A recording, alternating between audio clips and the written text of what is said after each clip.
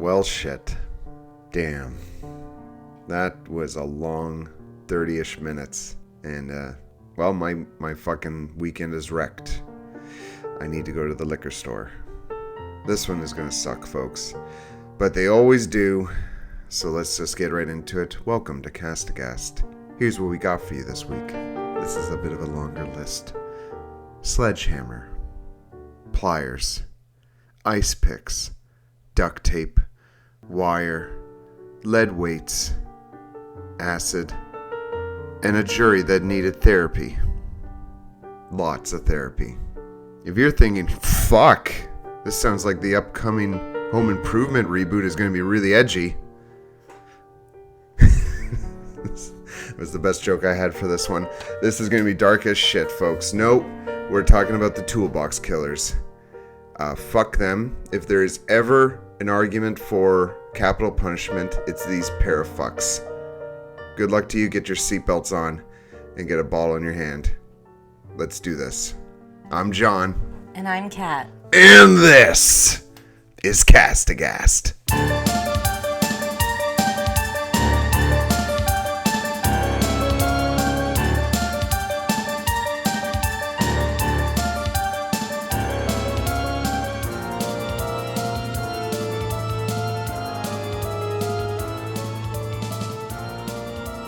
Episode 51.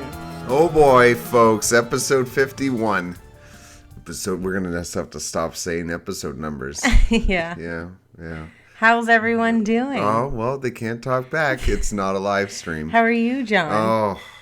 You have today off. Yeah, it's Remembrance Day. Yes. It just took a world war to get me off work. Let's all have a moment of silence.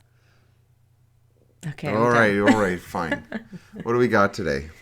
Oh, we have a story about some crime. Oh, is it true? It is. Oh, As a matter of fact. is it going to be awful? It's pretty gruesome. So, it was a good idea that I bought more gin. Did you buy more gin? I bought more gin. Oh, good for you. Finally did something right in our marriage. Oh, fuck right off. Why don't you give us our disclaimer? The disclaimer. All right, cue the fucking music. Get Debussy on right now. Hey, folks. We here at Castbox have a lighter touch to true crime. We take a lighter touch. We have a lighter touch to true crime. The lightest touch you could possibly imagine. We are the one-ply toilet paper, gently pressing and soaking the dribble of piss Ew. off your urethra of true crime. Stop. Get to it. In the public washroom of podcasts. Yeah, I would say we are the public washroom of podcasts. Yeah. We're the Walmart washroom. Like there's like the women's washroom. Yeah. So the reason we have to have a little bit of levity in our videos is because true crime sucks. And if we don't fucking have a laugh or two, we're gonna get fucking psychotic and depressed. So if you don't like making fun and ridiculing murders and rapists and their shithole families that raise them and the other shitholes who make their lives easier and the crimes they do, if you don't like that, you're a fucking moron. You're a dunce. But for the rest of you, grab yourself something warm and let's get pissed off while we get right pissed. Good luck to you and good luck to us. Thank you. Thank you very much. Thank you very much. Thank you. All right, are you ready for this? Thank you. Thank you. We're going to put a poll out to see we're if not we gonna need to put polls condense out. John's disclaimers. Are you ready? Yes, let's get on with the goddamn show. All right. All right. Lawrence Bittaker was born September 27th, 1940 in Pittsburgh, Pennsylvania. That's not a boomer alert. 1940? That's an old fuck alert! I'll lead an effective strategy to mobilize true international effort to pressure. An old fuck! Stop. I'm beside you. I know. I'm trying to emphasize this to the listeners. Okay. Old fuck alert. And they're wearing headphones, I'm sure. No, they're not. Both of his parents had never wanted children, so he was put into an orphanage. As an infant, Lawrence was adopted by the Bittakers. George Bittaker worked in the aircraft factories, which required them to move frequently. During his childhood and youth, Lawrence had grown up in 4 states, his family finally settling in California. Oh, why would he settle there? What a mistake. Lawrence would get in trouble quite frequently, having many run-ins with the juvenile police. In 1957, despite having an IQ of 138, Lawrence Bittaker dropped out of high school. After dropping out, Lawrence's criminal activity increased. He had stolen a car, fled from a hit and run, and evaded arrest. He was eventually apprehended and put in California's Youth Authority facility until he was 19 years old. Nice. Fun. In 1959, shortly after being released from the youth facility, he was arrested for stealing another car. That's fucking stupid. This guy is just playing Grand Theft Auto. Yeah. This time being sentenced to 18 months at the Oklahoma Reformatory. While serving his time in Oklahoma, he was transferred to a medical center in Missouri and was eventually released after serving 6 of his 18-month sentence. Lawrence continued with his criminal impulses and found himself getting arrested again in 1960 and was sentenced to 1 to 15 years in Los Angeles. Is it just me, or is he approaching life in a kind of laissez-faire? Yeah. You know, like Just kind of fly by night, you know. Throw caution to the the wind. wind. He underwent a psychiatric evaluation while there, and they determined that Lawrence was borderline psychotic and paranoid and had little control over his impulses. Oh, jeez, he sounds like a Zoomer. He was released in 1963 after 2 years. Between 1963 and 1967, Lawrence would continue committing crimes and continue getting caught for them. His rap sheet included robbery, theft, hit and run, burglary, and multiple parole violations. Oh, just those? And many more, I'm sure. What a grocery list of crime. Despite all of this, he was never kept in jail for long. Around 1974, he stabbed a grocery store employee in a parking lot.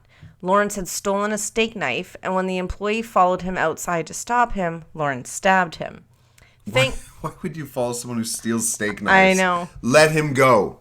Let him go. You have to fucking bake some bread in there. Thankfully, the man survived the attack. Oh, no kidding. Good for him. Lawrence was convicted of attempted murder, and it was while serving this sentence that he met Roy Norris. Oh, God. Roy Norris?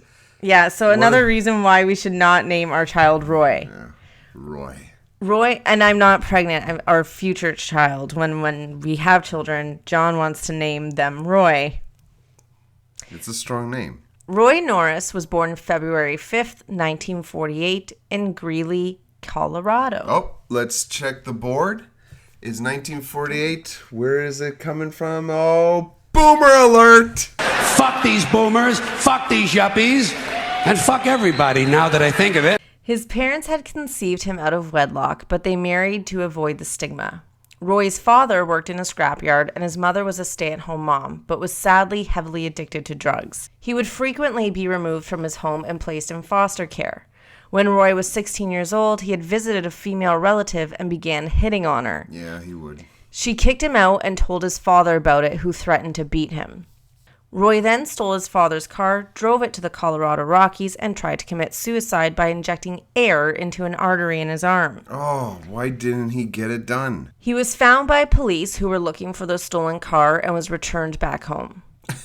Like, he didn't even have to, he failed so hard, they're like, oh, we're going to skip the hospital. Put a Band-Aid on that. By the age of 17, Roy had dropped out of school and joined the U.S. Navy. In 1969, he was deployed to Vietnam. He was honorably discharged after one tour. Honorably? Oh, wow. In November of 1969, Roy was arrested for rape and attempted rape. For the attempted rape charge, he had tried to force his way into a woman's car. Oh, for fuck's sake, what a piece of shit. In 1970, he had knocked on a woman's door trying to convince her to let him in, which she refused.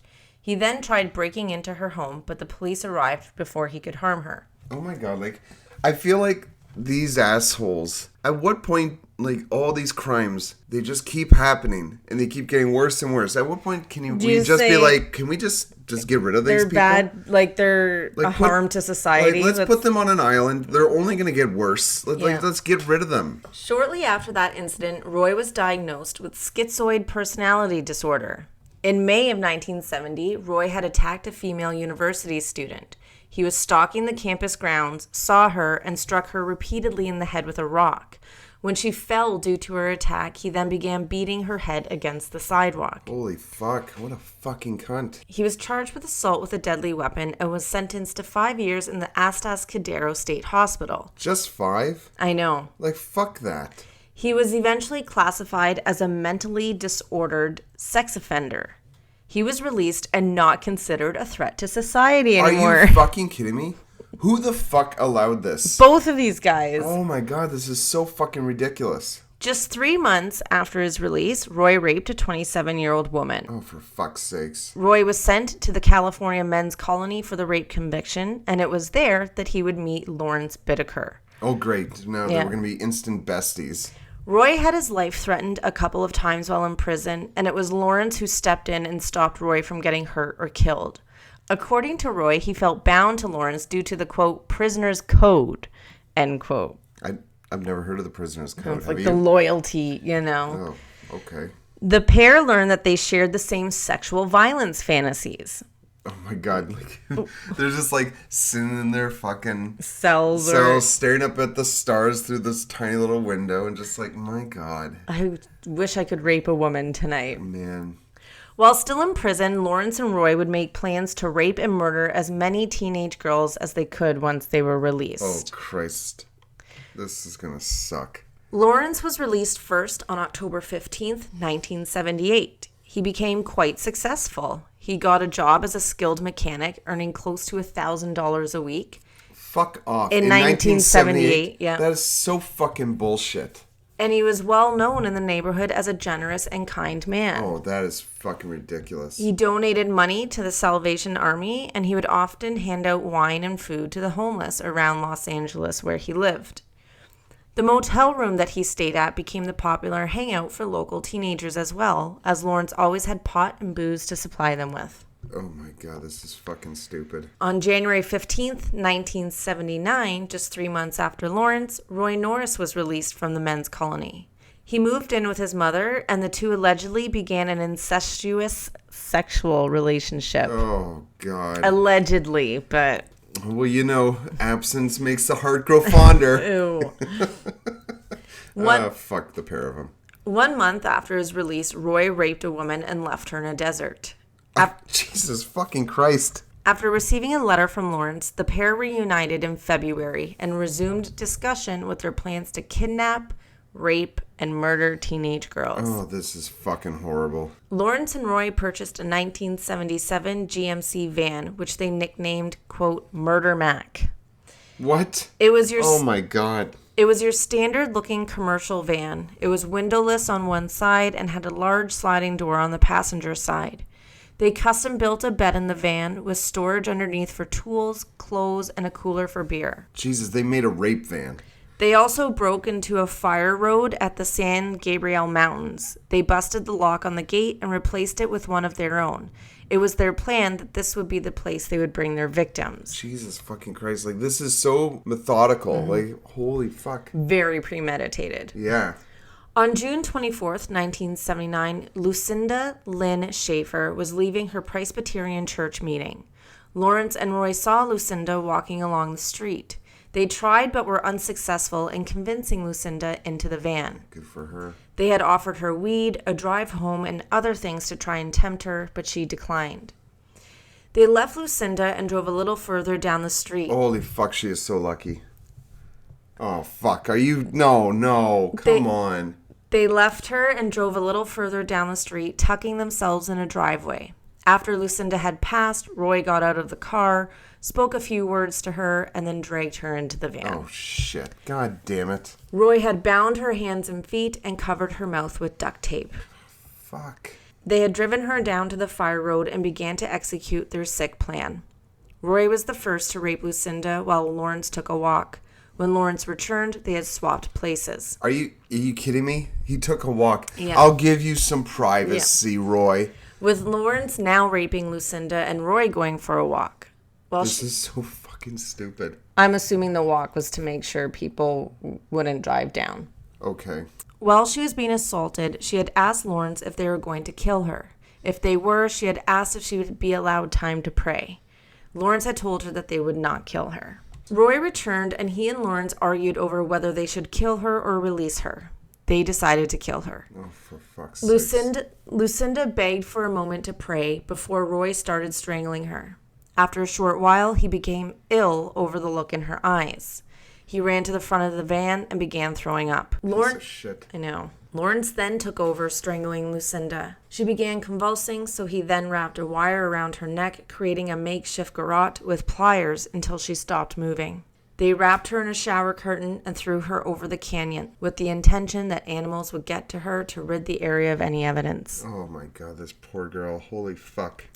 July 8th, 1979, 18-year-old Andrea Joy Hall was hitchhiking on the Pacific Coast Highway. Roy and Lawrence had slowed down to offer her a ride, but coincidentally, another car at the exact same time asked her the same thing, and she accepted the ride from the other car. Roy and Lawrence followed the vehicle and saw it drop Andrea off at the Redondo Beach. With Roy hiding in the back of the van, Lawrence had approached her and asked if she would like a drink from the van's cooler. When she went in to get a drink, Roy jumped on her. Andrea put up a good fight, but sadly Roy eventually overpowered her by twisting her arm behind her back. Her arms and legs were bound, and she too was gagged with duct tape. They are like fucking focused. Yeah. Like both times their like plan is initially foiled and like, no, this is the girl. Yeah. We'll follow them for miles. Like I know. fuck, it's disgusting. They drove to their spot at the fire road. Roy raped Andrea once, Lawrence had raped her twice, but during the second time, Roy had thought he'd seen a car. Lawrence dragged Andrea in the woods while Roy went to search for the car, but came up empty. They drove deeper down the road. Once finding an area they were happy with, they parked and forced Andrea out of the vehicle naked and made her walk uphill. Oh, for fuck's sakes. They forced her to perform oral sex on Lawrence and to pose for Polaroid photos. They then drove to another location, forcing her to walk naked again, while Roy went off to buy alcohol. While he was gone, Lawrence took more Polaroid photos of Andrea. They noted the look on her face was one of, quote, sheer terror, Oh, no end kidding. quote. Fucking disgusting. They told Andrea they were going to kill her and forced her to give them reasons for why they shouldn't. Sadly, during this, they drove an ice pick into her ear and her brain. They then stabbed her again in the other ear, stomping on the ice pick until its handle broke. They discarded her body by throwing it over a cliff. Holy fuck. That's so fucking awful. On October 3rd, 15-year-old Jackie Gilliam and 13-year-old Leah Lamp were sitting on a bench at a bus stop at Hermosa Beach. They were hitchhiking and taking a break for a moment. What the fuck is a 13-year-old doing hitchhiking? This is the 70s. When doing my research for other cases, it was very common. This is how they would get rides to different parts of town. It was just a more common thing then. But so they were hitchhiking and taking a break. Lawrence and Roy had offered them a ride and they accepted. They also accepted some weed when Roy offered once inside the van. The men began driving down towards the fire road. The girls realized that something was off and began questioning Roy and Lawrence. They made up excuses for the detour, but the girls weren't buying it. Leah, who was again 13 years old, tried opening the sliding door to jump out, but Roy had struck her over the head with a bag filled with lead weights. Oh, Jesus. Fucking damn. She was knocked unconscious. Roy then went after 15-year-old Jackie, overpowering her. Just as he was starting to bind her, Leah woke up. She tried to escape the van again, but Roy caught her, twisted her arm behind her back, and dragged her back inside. The entire struggle was in view of potential witnesses. Oh, really? Lawrence stopped the van, punched Jackie in the face, and helped Roy finish binding and gagging them. Jackie and Leah were held captive for 2 days inside the van that was parked on the fire road. Roy and Lawrence subjected both girls to unfathomable abuse. For fuck's sakes. They were raped repeatedly, forced to pose for Polaroid photos by themselves and with the men. Lawrence recorded himself raping Jackie and forced her to act like his cousin. Holy fuck. Lawrence also stabbed Jackie in her breasts with an ice pick and removed part of her nipple with vice grip pliers. Oh my god, what the fuck is this shit? All of this depravity was recorded by the men on audio tape. After those 2 torturous days, the girls were murdered. Jackie was murdered by the ice pick in the ear and strangulation. After she was killed, they forced Leah out of the van and hit her in the head with a sledgehammer by Lawrence. Jesus fucking Christ. She was then strangled until he thought she was dead, but Leah opened her eyes. She was beaten repeatedly in the head while Lawrence strangled her. 15-year-old Jackie Gilliam and 13-year-old Leah Lamp were dumped in an embankment. This is fucked. Yeah. This is like Texas Chainsaw Massacre levels of fucked. Yeah, I'm having a hard time getting through it. Like a fucking sledgehammer? Like, yeah. Jesus Christ. October 31st, 1979, Lynette Ledford was hitchhiking home from a Halloween party. She was standing outside a gas station in Los Angeles. She accepted a ride from Lawrence and Roy when she recognized Lawrence as a frequent customer at a restaurant she used to work at as a waitress. While inside the van, Roy held her at knife point while he bound and gagged her. Roy then took over driving around while Lawrence entered the back of the van. He removed her gag and bindings from her legs. He then started slapping Lynette and would mock her. He eventually turned to punching her and would shout at her to scream louder. Lynette begged for the beatings to stop, but they only worsened as Lawrence liked the torment. Oh, fuck, this is disgusting. Like, they're getting even more disgusting over time. He started hitting her with the sledgehammer. She suffered blows to the elbows with the hammer and was ordered to not stop screaming. She was hit over 25 times with the sledgehammer. Lynette also suffered from deviant sexual abuse from Lawrence. He used his pliers in sadistic ways to torture her physically and sexually. Oh my God, this is so fucked. All of this was tape recorded. Roy and Lawrence held Lynette captive for over 2 hours and then strangled her with a wire hanger that he tightened with the pliers. They decided to leave her on a random lawn to stir up a reaction with residents and the press. She was discovered by a jogger early the next morning. Lynette's autopsy showed that she had extensive blunt force trauma to the face, head, breasts, and elbows. She had been violated sexually and suffered tears in her genitalia and rectum due to the pliers. Oh my God.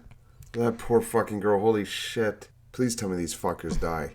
In November of 1979, Roy had connected with Jimmy Dalton, an old friend he had while in prison. Oh good, a new friend. Roy had told Jimmy all about his escapades with Lawrence over the last 5 months. He not only mentioned all the murders, but also discussed the rapes and releases that he and Lawrence had participated in. After hearing this, Jimmy thought it was all talk and lies until he heard about Lynette's body being found. Jimmy contacted his lawyer, who advised him to go to the cops, which he did. Oh my God. I did not expect that to turn that way. An officer by the name Paul Bynum was assigned to the case to investigate the statement that Jimmy Dalton brought to the police. He began trying to match the claims to missing person cases and past assault cases. Roy also told Jimmy about a time they sprayed mace in a woman's face, raped her, and then released her. Jesus. This claim did match a report that Paul Bynum found. He contacted the victim, Shirley Saunders, and showed her a series of mugshots. She was able to identify Roy Norris and Lawrence Bittaker without a doubt. Oh, good. They immediately placed Roy Norris under surveillance, and on November 20th, 1979, they saw him dealing marijuana, so they arrested him for violating parole. On the same day, they arrested Lawrence Bittaker at his motel for the rape of Shirley Saunders. A search of Lawrence's motel room took place while they were being held for their parole violations. Investigators found the Polaroids of Andrea Hall and Jackie Gilliam, who had been reported missing. When searching the van, they found the sledgehammer, lead weights, necklaces belonging to the victims, and the tape recording of women in extreme distress pleading for mercy. Jesus. They also found acidic chemicals, which Lawrence later stated that they had planned to use on their next victims. Oh my God, holy fuck. That would have been, oh my God. Jesus. At Roy's apartment, they found Lynette Ledford's bracelet and over 500 Polaroids of teenage girls. These photos were taken outside of schools and the beach without the consent of the women. Yeah, of course. Fucking pigs. Roy Norris crumbled during questioning and made a full confession, but pegged himself as a reluctant accomplice. Oh, yeah, right. And only went along with it due to his, quote, prison code loyalty to Lawrence. Both Roy and Lawrence were charged with 5 counts of first-degree murder, rape, kidnapping, robbery, deviant sexual assault, and criminal conspiracy. Of course, they each pointed the finger at each other. Roy claiming he was so high on drugs he was unable to resist Lawrence, but these stupid idiots taped themselves, and the tapes proved they were both very willing participants. Thank God they were fucking imbeciles in that regard. To avoid the death penalty, Roy Norris agreed to testify against Lawrence and to take Paul Bynum to where the bodies were. During their search, the rescue team found Leah Lamp and Jackie Gilliam. The ice pick was still in Jackie's ear. For fuck's sakes. Lucinda and Andrea's bodies were never found. On May 7th, 1980, Roy Norris was sentenced to 45 years in prison. Eligibility for parole in 2010. What the fuck is this shit? Just 45 years and he's eligible for parole? Like, fuck off. He should be fucking having his head chopped off. Lawrence Bittaker went to trial, refusing to enter a plea. The lawyer entered a not guilty plea on his behalf. The jury had to listen and review the gruesome and vile evidence. They had to review the photos and listen to the tape recordings of these girls being raped, beaten, and begging for their lives. The jury only deliberated for 90 minutes before coming back with a guilty plea and a sentence to death. Good. Fucking cunt. He died in San Quentin Prison December 13th, 2019, at the age of 79. His death was reported as natural causes. I hope it wasn't. Fuck. Roy Norris died in prison on February 24th, 2020, at the age of 72 of natural causes as well. Stephen Kay, the prosecutor of Lawrence's trial, released a statement saying, quote, "He was upset that he beat the system and died of natural causes, something that his victims didn't have a chance for," end quote. Oh, fuck him. Detective Paul Bynum sadly committed suicide in December of 1987 at the age of 39 years old. His 10-page suicide note revealed that the murders committed by Lawrence Bittaker and Roy Norris haunted him and that he feared they may be released from prison. Jesus, that poor guy. Holy cow. The tapes that they had recorded during the murders are in the custody of the FBI and have been used for trainings to desensitize FBI agents to the reality of torture and murder. Jesus. Holy fuck. And they got the moniker the Toolbox Killers. Oh, that's fucking awful. Are you ready to see what these guys look like? Yeah, let's see them. So this is Lawrence Bittaker. That was when he was on trial. What and the fuck? what he looked like when he died. Jesus. And this was Roy Norris. Are you kidding me? Like, they look like fucking IT. I know. They look like they very average. And can I just say in this one photo, like with the guns and there's like Hustler magazines and chocolate bars. Like, they look like rapists. Yeah. They look like they have, like, clammy skin. I know. I hate the fucking smirk of that one guy. I know. This one, like, looks so sinister. Oh, yeah. And my heart breaks knowing that these were the faces, like the last faces these girls saw. Look at that fucking, like, face to forehead ratio. Piece of shit. These guys look like people who don't shampoo. Like, yeah. they look like the fuckers who use, like, a bar of soap on their heads. Yeah. And here are our victims. Oh, for fuck's sakes. So fucking awful. Just a very tragic story. Why did you have to share this? We're a true crime podcast. Oh, fuck those bastards. Like, I'm glad they're dead, but they should have fucking been tortured. During my death. During my research, jurors had to seek intensive therapy. Oh, of course. They've wrecked so many lives inadvertently. Hearing the screams of these girls on the tapes were traumatic, to say the least. Do we know if any of the bastards who let these fuckers go, saying, oh, they're no longer a threat to society. No. Did anything happen to those pieces of shit? No. Those pencil-pushing fucks? Yeah. Like, he was classified as a mentally disordered sexual offender. Oh, but you're not a threat to society. Whoever fucking allowed those releases, I hope they should piss be held blood. accountable. Yeah. I hope they piss razor blades. Yeah. It's disgusting. So that is the story of Lawrence Bittaker and Roy Norris, the Toolbox Killers, and the tragic stories of their victims. Lucinda Schaefer, Andrea Hall, Leah Lamp, Jackie Gilliam, and Shirley Lynette Saunders. Jesus. Mm-hmm. Was that all their victims? No. They had many rapes and releases as well. And it was one of those that was able to get them. Yeah, so I'm just like, It's absolutely horrific what they did with their tools and these pliers. I cannot even imagine what plans they had for that acid. Yeah, that's fucking horrible. Like, we were getting into, like, Terrifier levels of just, like, obscene levels of fucking depravity. Yeah. So, I guess we'll enter our palate cleanser. God. With Dylan McDermott. Can Dylan even help us? Can Dylan even pull us out of this rut? Come on, Dylan. Come on, Dylan. Do it for old Gil. Jesus, Dylan. What can you say to make things all better? I'm not going to sleep tonight because of this shit. Okay, here we go. All right. Come on, Dylan. Dylan. Let's listen to the gentle musings of His Majesty and Lordship, Sir Dylan McDermott. I always felt like I needed to act. Not that I wanted to act, but I needed to. And I still feel the same way. There's an expression that I get to have in acting that I can't consciously express in my life. It has always defined me, and it always will. No, it didn't work. No, good try, Dylan, but I'm still depressed. I would love to hear, though, other people in other jobs say those exact lines. Like, I always felt like I needed to plumb. Not that I wanted to plumb, but I needed to. And I still feel that same way. There's an expression that I get to have in plumbing that I can't consciously express in my life. It has always defined me. It always will. Yeah. Like, what other shitty jobs would be great? I always felt like I needed to shovel sewage. Oh, gosh. We're 38 minutes in.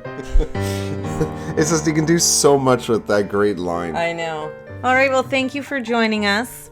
Yeah, thank you so much for sticking around. Yes. Hope that doesn't wreck your week. Just have an extra alcoholic beverage. Or 6. Yeah. Best of luck to you. We'll catch you next time. Take care, folks. Bye-bye.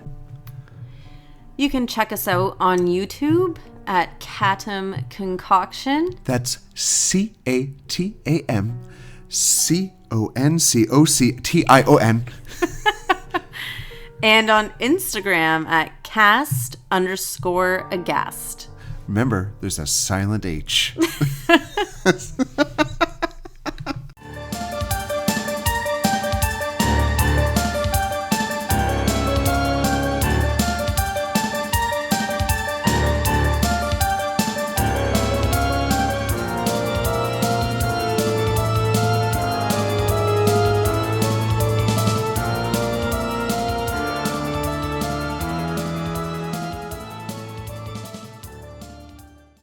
Ow, fucking don't bite me.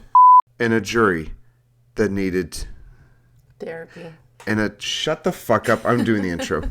Now whose swallow noises are going to be getting cut out?